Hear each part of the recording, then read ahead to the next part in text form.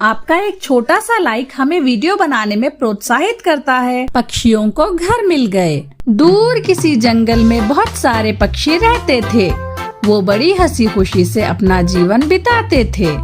वही पक्षियों में एक रानो चिड़िया भी थी।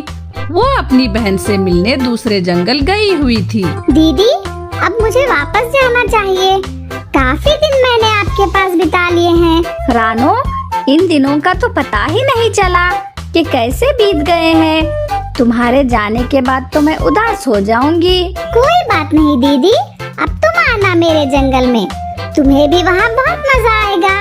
अब जाकर मुझे अपने घोंसले की मरम्मत भी करनी है। और इस दफा मौसम का जानकारी देने वाला पक्षी बताकर गया है, बरसात का पहले से ज्यादा होने का इम्कान है। अब मैं चलती हूँ, आप अपना ख्याल रखना। और फिर रानो चिड़िया अपने जंगल के तरफ सफर शुरू करती है। वो बहुत तेज उड़ रही थी क्योंकि उसे अपने घर को मरम्मत करने की बहुत ज्यादा चिंता थी। जल्द ही वो अपने जंगल में वापस पहुंच जाती है। उसी रास्ते में उसे तोता मिल जाता है। रानो चिड़िया, बहुत दिन लगा दिए तुमने अपनी दीदी के यहाँ। सब पक्षियों ने अपने अपने घर मरम्मत करके मजबूत कर लिए हैं। सिर्फ तुम्हारा ही घर कमजोर है। और मुझे तो ऐसा लग रहा है कि बरसात भी आज रात से ही शुरू हो जाएगी। क्या बताऊँ तोते भैया, दीदी के यहाँ जाके दिन गुजरने का तो पता ही नहीं चला। मैं तो खुद बहुत परेशान हूँ। अच्छा, मैं चलती हूँ। मुझे मेरे घर के मरम्मत का काम भी तो शुरू करना है। और फिर रानो चिड़िया अपने घर के तरफ चली जाती है। मेरा घर तो बहुत कमजोर सा लग रहा है। मुझे सूखी लकड़ियाँ तलाश करनी होगी ताकि उन लकड़ियों से मेरे घर को सहारा मिल सके। फिर रानो चिड़िया सूखी लकड़ियाँ ढूंढने निकल पड़ती है। वो सारा जंगल फिरती है पर उसे सूखी लकड़ियाँ कहीं नहीं मिलती है। फिर काफी देर के बाद उसे सूखी लकड़ियों का ढेर दिखाई देता है। वो उन्हें उठाने के लिए उनके पास जाती है तो वहाँ कालू कौवा आ जाता है। चिड़िया, ये क्या कर रही हो? तुम मेरे लकड़ियाँ क्यों चुरा रही हो? कौवे, तुम झूठ क्यों बोल रहे हो? ये लकड़ियाँ तो यहीं पड़ी थी और मैं पहले इनके पास आई थी। कमजोर चिड़िया और जुबान इतनी बड़ी। अभी मैंने अपने रिश्तेदारों को यहाँ बुला लिया तो उड़ने का रास्ता नहीं मिलेगा तुम्हें। चिड़िया बेचारी बहुत मासूम थी। वो कौवे की बातों से डर जाती है। वो ये अच्छे से जानती थी कि कालू कौवा झूठ बोल रहा है। वो लकड़ियाँ उस कौवे की नहीं थी। वो फिर भी वहाँ से चली जाती है। अब तो अंधेरा भी होने वाला था। चिड़िया ऐसे ही अपने घर लौट जाती है। सारा दिन इतना उड़ने की वजह से रानो चिड़िया बहुत थक चुकी थी। ऐसे ही रात हो जाती है और चिड़िया सो जाती है। जैसे ही रात थोड़ी गहरी होती है, आसमान पर बादल भी आ जाते हैं और थोड़ी ही देर बाद जोर जोर से गरजते हुए बादल आ जाते हैं और साथ में ही बारिश भी शुरू हो जाती है। बादल इतनी जोर से गरजते हैं कि रानो चिड़िया डर कर उठ जाती है। हाय ऊपर वाले, अब मैं क्या करूं? मुझे ऐसा लग रहा है कि मेरा घर तो बहुत जल्द टूट जाएगा क्योंकि इतनी तेज बरसात तो मैंने पहले कभी नहीं देखी। अब मैं क्या करूं? इस समय कहाँ जाऊं? रानो चिड़िया ऐसे सोच ही रही थी कि उसका घर जोर जोर से हिलने लगता है। मुझे घर से बाहर निकल जाना चाहिए। कहीं ऐसा ना हो जाए कि घर गिर जाए और मैं घर के नीचे ही दब जाऊं। फिर रानो चिड़िया घर से बाहर निकल जाती है। रानो चिड़िया अभी घर से बाहर निकली ही थी कि उसका घर टूटकर गिर जाता है। रानो को समझ नहीं आ रहा था कि अब वो कहाँ जाए। वो वहाँ से तोते के घर जाती है और जाकर तोते के घर को दस्तक देती है, लेकिन तोता दरवाजा नहीं खोलता। उसे भी शायद पता था कि इस समय कोई पक्षी आसरा ढूंढने के लिए दरवाजे पे दस्तक दे रहा है। 2-4 बार दस्तक देने के बाद चिड़िया बुलबुल के घर जाती है, लेकिन बुलबुल भी दरवाजा नहीं खोलती है। वो पूरी रात उस पेड़ के नीचे बैठी हुई रहती है। फिर सुबह हो जाती है। सारी रात बारिश में भीगने की वजह से चिड़िया को ठंड लग जाती है। बारिश थी कि रुकने का नाम ही नहीं ले रही थी। चिड़िया वहाँ से उल्लू वैद्य जी के पास जाती है। चिड़िया, तुम्हें तो बहुत ज्यादा ठंड लग चुकी है। उल्लू वैद्य जी, मैं सारी रात बारिश में भीगती रही हूँ। इस साल मैं अपने घर की मरम्मत नहीं कर पाई थी, जिसके कारण मेरा घर टूट गया और फिर सारी रात बारिश में भीगती रह गई। चिड़िया, तुम तो बहुत अच्छी चिड़िया हो, सभी की मदद भी करती हो। फिर किसी पक्षी ने तुम्हारी मदद नहीं की? वैद्य जी, मैं गई थी पक्षियों के यहाँ, लेकिन किसी ने दरवाजा ही नहीं खोला। चिड़िया, ये मेरे शिक्षित जी ने मुझे पानी दिया है, मैं इसमें से थोड़ा तुम्हें देता हूँ। तुम इसे जिस भी फल के पेड़ पर डालोगी, वो पेड़ का एक फल बड़ा हो जाएगा और फिर तुम उसका घर बना लेना। वो घर बहुत सुरक्षित होगा, कैसा भी बड़ा तूफान हो वो तुम्हारी रक्षा करेगा। आपका बहुत बहुत धन्यवाद वैद्य जी। और फिर चिड़िया वो पानी लेकर चली जाती है और चिड़िया वो पानी एक माल्टे के पेड़ पर डालती है। देखते ही देखते माल्टे का एक फल बहुत बड़ा हो जाता है। वो चिड़िया उस माल्टे को अपना घर बना लेती है। बरसात बहुत जोरों से हो रही थी। देखते ही देखते तेज बरसात के कारण सभी पक्षियों के घर टूट जाते हैं। अब तो सभी पक्षी बहुत परेशान हो जाते हैं। वो सब रानो चिड़िया के घर आते हैं। चिड़िया, हमारा घर टूट गया है, अब इतनी तेज बारिश में हम कहाँ जाएं? चिड़िया, हमारी मदद करो। जैसे तुम्हारा घर इतना सुरक्षित बन गया है, हमारे भी घर ऐसे ही बन जाए, वरना ऐसी तेज बारिश में हम बीमार पड़ जाएंगे। चिड़िया, मेरी भी मदद कर दो। मैंने तुम्हारे साथ बहुत बुरा किया है, लेकिन तुम बहुत अच्छी हो। मुझे माफ कर दो और मेरे लिए भी ऐसा घर बनवा दो। कौवे, तुम्हें माफी मांगने की कोई जरूरत नहीं है। मैंने किसी के बारे में कोई बुराई अपने दिल में नहीं रखी। आप सब चले मेरे साथ, मैं आप सबको उल्लू वैद्य जी से वो पानी लेकर देती हूँ। इसे पेड़ पर डालने से उस पेड़ पर घर बन जाता है। और फिर वो सब चिड़िया के साथ उल्लू वैद्य जी के पास चले जाते हैं और फिर चिड़िया के कहने पर उल्लू वैद्य जी सब पक्षियों को वो पानी दे देता है और सब पक्षी वो पानी ले जाते हैं और जाकर फलों वाले पेड़ों पर डाल देते हैं और सबके घर बन जाते हैं। और फिर वो सब बरसात के दिन उन्हीं घरों में गुजारते हैं और बरसात के बड़े मजे लेते हैं। प्यारे दोस्तों, अगर आपको ये कहानी अच्छी लगी है तो हमें कमेंट करके जरूर बताएं और इसे अपने दोस्तों के साथ शेयर करें और चैनल को भी सब्सक्राइब कर लें। धन्यवाद।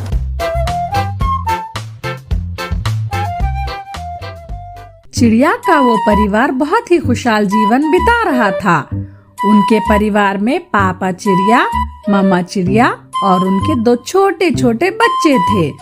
पापा चिड़िया सारा दिन अपने बच्चों के लिए भोजन तलाश करता और मामा चिड़िया अपने बच्चों का ख्याल रखती। वो दोनों पति पत्नी अपने बच्चों को बहुत अच्छे से पाल रहे थे और उन्हें जीवन बिताने के सारे गुण सिखा रहे थे। आज रात भी पापा चिड़िया अपने बच्चों को कहानी सुनाकर सुला देता है। आप सारा दिन इतना थक जाते हैं, फिर भी रात को अपने बच्चों को कहानी सुनाए बिना नहीं सोते? रानो, मैं सारा दिन तुम्हारे लिए और अपने बच्चों के लिए भोजन तलाश करके लाता हूँ। ये सच है, मैं बहुत थक जाता हूँ, लेकिन जब मैं शाम को आकर तुम्हें और अपने बच्चों को देखता हूँ तो मेरी सारी थकान उतर जाती है। तुम्हें पता है, मेरे पापा भी मुझे बहुत प्यार किया करते थे। वो भी हर रात मुझे कहानी सुनाया करते थे और अपने साथ लगाकर सोया करते थे। और मैं चाहता हूँ कि मेरे बच्चे बड़े हो जाएं और मैं जब इस दुनिया में ना रहूं तो वो भी मुझे याद किया करें, जैसे मैं अपने पापा को याद करता हूँ। आप ऐसी बातें ना किया करें, हमारा परिवार ऐसे ही हंसता खेलता रहे बस। रानो, यही प्रकृति का नियम है, जो आता है उसे लौटकर भी जाना होता है। बस हमें अपने बच्चों की अच्छे से परवरिश करनी है कि ये भी अपने परिवार को खुश रख सकें। वो दोनों पति पत्नी ऐसे ही बात करते करते सो जाते हैं। अगली सुबह जब उनकी आँख खुलती है तो आसमान पे बहुत सारे बादल आ चुके थे और हवा भी बहुत तेज चल रही थी। बादल इतने ज्यादा थे कि दिन में रात लग रही थी। हवा इतनी तेज थी कि ऐसा लग रहा था कि वो तेज हवा जंगल के सारे पेड़ ही उखाड़ देगी। मामा चिड़िया बहुत सहम कर बैठ जाती है। ये तो बहुत तेज तूफान है, मुझे तो ऐसे तूफान से बहुत डर लगता है। कहीं कहीं हमारा घोंसला ऐसे तूफान में गिर ना जाए। क्या आपने पहले कभी ऐसा तूफान देखा है? रानो, तुम मत घबराओ, हमारे पूर्वज भी ऐसे ही घोंसले में रहते आए हैं। तुम देखना, कुछ ही देर में ये तूफान भी रुक जाएगा और सब पहले जैसा हो जाएगा। फिर शाम हो जाती है और तूफान तो रुकने का नाम ही नहीं ले रहा था और अब तो तेज बारिश भी शुरू हो गई थी। मेरे प्यारे बच्चों, मेरे पास आ जाओ। कहीं ऐसा ना हो तुम्हें ठंड लग जाए। कुकू के पापा, अब हम क्या करेंगे? अब तो बारिश का पानी पत्तों से टपक टपक कर घोंसले में गिरने लगा है। कहीं हमारे बच्चों को ठंड ना लग जाए। रानो, बच्चों की चिंता तो मुझे भी हो रही है, लेकिन ऐसे घबराने का कोई फायदा नहीं है। हमें हिम्मत से काम लेना होगा।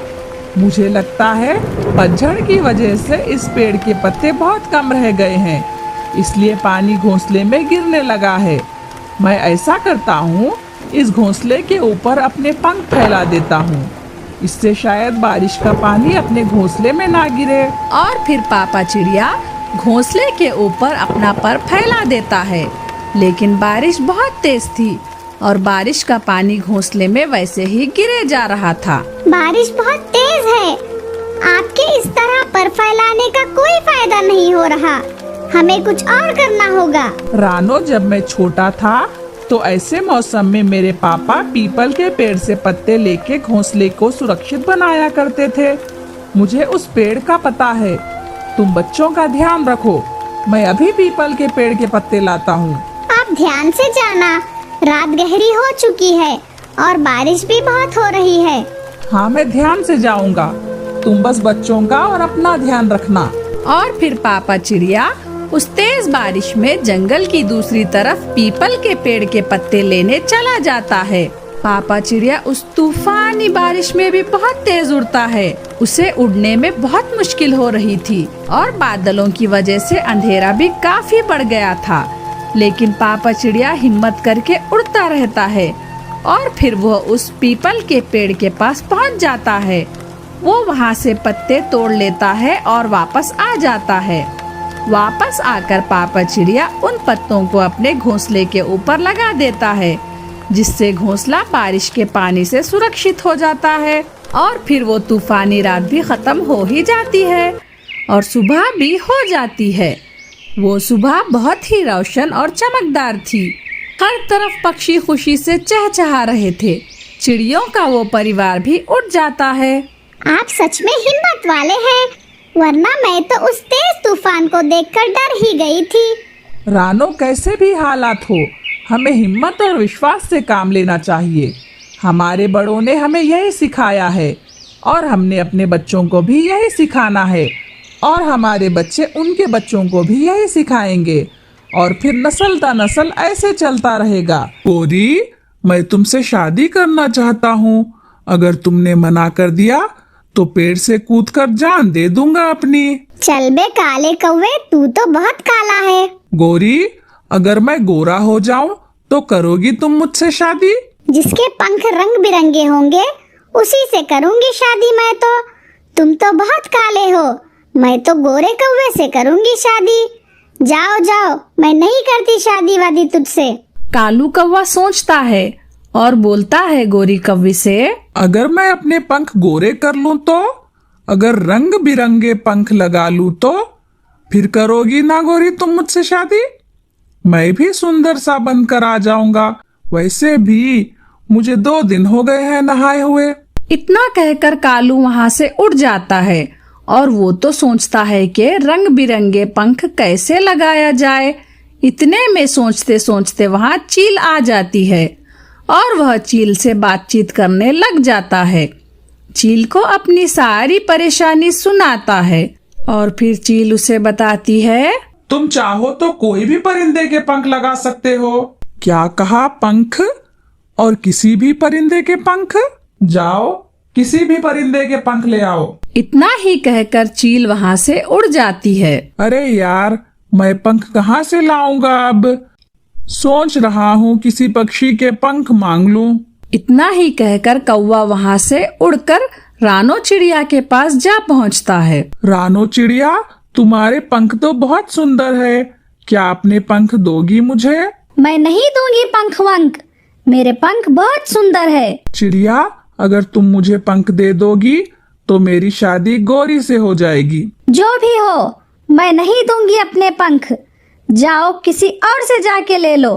कौवा तो इतना सा मुंह लेके वहाँ से उड़ जाता है और बेचारे पूरे जंगल में घूमता एक मुर्गे को देखता है और उसके पास जा पहुँचता है और उससे कहता है, मुर्गे, क्या तुम मुझे अपने पंख देना पसंद करोगे? मुझे गौरी से शादी करनी है। क्यों नहीं दे सकता हूँ मैं तुम्हें पंख, पर उसके लिए तुम्हें मुझे कुछ भुट्टे के दाने खिलाने पड़ेंगे। भुट्टे के दाने तो मैं लेकर आ जाऊंगा मुर्गे भाई, खेत से चुरा कर। चोरी करने में तो मैं माहिर ही हूँ, आप तो जानते ही हो ना। हाँ, मैं जानता हूँ, तो तुम ले आना। और मेरी मुर्गी मेरा इंतजार कर रही है। जैसे ही मैं मकई के दाने खाऊंगा और पंख फड़फड़ाऊंगा, तभी कुछ पंख टूट कर गिर जाएंगे। वह पंख तुम ले जाना अपने साथ। ऐसे तुम्हारा भी काम हो जाएगा और मेरा भी काम हो जाएगा। कौवे को तो ये प्रस्ताव बहुत पसंद आता है। ठीक है मुर्गे भाई, मैं अभी जाता हूँ। कौवे, जल्दी आना, मेरी बीवी मेरे घर पे इंतजार कर रही है। और कौवा तो वहाँ से उड़ जाता है और पूरे जंगल से घूमता घामता एक मकई के खेत में जा पहुँचता है। पहले सोचता है क्यों ना अपनी पेट पूजा की जाए और फिर काम दूजा किया जाए। मुझे भी बड़ी भूख लगी है, क्यों ना पहले अपना ही पेट भर लूं, मुर्गे का बाद में देखा जाएगा। और कौवा मकई के दाने खूब शौक से खाने लगता है और जब उसका पेट भर जाता है तो वह एक मकई का दाना मुर्गे के लिए भी ले लेता है। तभी किसान उसे देख लेता है और उसके पीछे भागने लगता है। जैसे तैसे कौवा तो उड़ता फिरता अपनी जान बचा ही लेता है। किसान डंडा फेंक कर मारता है, डंडा उसकी कमर में लग जाता है, पर उसे तो गोरी कौवी का भूत सवार होता है और वह अपनी शादी के चक्कर में तेज उड़ान भरता है, हाँफता हुआ कहीं जाकर बैठ जाता है। आज तो मारा ही जाता, अगर वह किसान मेरे सर पे डंडा मार देता तो मेरा तो सर ही फट जाता। और जैसे तैसे वो बेचारा मुर्गे के पास पहुंचता है। मुर्गे भाई, जल्दी से ये मकई का दाना खाओ और पंख फड़फड़ाओ और मुझे फारिग करो। और वह मकई के दाने खाने लग जाता है।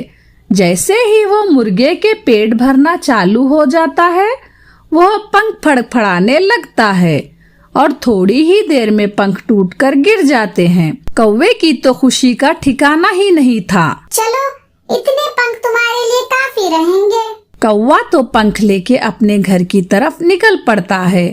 अपने घर जाकर बैठता है और चैन की सांस लेता है। आज तो पूरा दिन पंख इकट्ठा करने में निकल गया। गोरी, तुम मेरा प्यार कब समझोगी? देखो जरा कितनी मेहनत कर रहा हूँ मैं गोरे होने के लिए। न जाने तुम किस दुनिया में गुम हो। कौवा तो बेचारा सो जाता है और अगले दिन की सुबह उठकर देखता है, पर उसे पंख कम लगते हैं और वह सोचता है कि क्यों ना मिट्ठू के घर जाके उससे भी पंख ले लिया जाए। मिट्ठू के पास जा पहुंचता है और उसे अपने मन की बात बताता है। ठीक है, मैं अपने पंख दे दूंगा, मगर उसके लिए तुम्हें मेरे लिए भी कुछ करना होगा। ठीक है मिट्ठू भाई, आप जैसा बोलेंगे मैं वैसा ही करूँगा।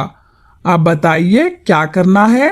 और मिट्ठू तोता तो उसे घर की सफाई पकड़ा देता है, पूरे घर की झाड़ू लगवाता है और बदले में अपने कुछ पंख तोड़कर कालू कौवे को दे देता है। कालू, मैं पंख दे तो रहा हूँ, पर मेरे पंखों को रोजाना धोना अच्छे वाले शैम्पू से, क्योंकि मैं बहुत साफ रखता हूँ अपने पंख। ठीक है, मैं रोजाना नहाया करूँगा।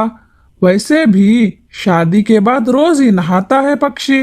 इतना कहकर कालू तो वहाँ से उड़ जाता है और वह एक दुकान पर पहुँचता है वो वहाँ से ग्लू खरीदकर अपने पंखों को चिपकाने बैठ जाता है। वाह कालू, तू तो बहुत सुंदर लग रहा है। अब देखो गोरी तुझसे शादी करने के लिए कैसे पीछे पड़ जाएगी। और वह तो गोरी के घर के लिए निकल पड़ता है। जाके गोरी कौवी को आवाज देता है, गोरी दरवाजा खोलो गोरी, मैं आ गया हूँ तुम्हें लेने। चलो जल्दी से बाहर आ जाओ, जल्दी से दरवाजा खोलो गोरी। इतना ही सुन के गोरी बाहर आ जाती है और पूछती है कि वह वहाँ क्यों आया है। अब तो मैंने शादी भी कर ली। क्या कहा गोरी, तुमने शादी कैसे कर ली? देखो मैं रंग बिरंगे पंख लगा कर आया हूँ। तभी गोरी कौवी अपने पति को बुला लेती है। देखो जी, ये कौवा मुझे परेशान कर रहा है। इतना सुनते ही गोरी के पति को गुस्सा आ जाता है और वह कालू की धुलाई करने लग जाता है और कालू के सारे पंख टूटकर झड़ जाते हैं। कालू की तो हजामत ही बन जाती है। बेचारा कालू अपने पंख बचाते हुए वहाँ से उड़ जाता है और उसे कुछ नहीं मिलता।